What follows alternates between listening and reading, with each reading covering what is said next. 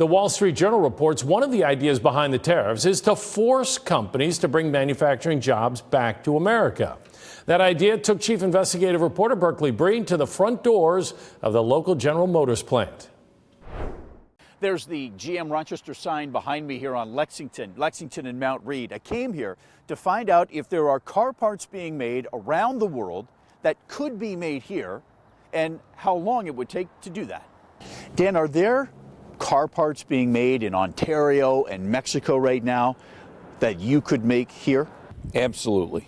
Absolutely. That's what we do. We make components for General Motors in this facility right next to us. Dan Maloney is the head of the UAW at GM Rochester. How quickly could you turn around and do that?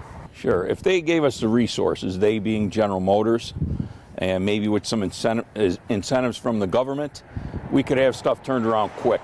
In 2006, we moved an entire fuel injection factory in from Michigan, Coopersville, Michigan, inside the plant within the plant in 6 months.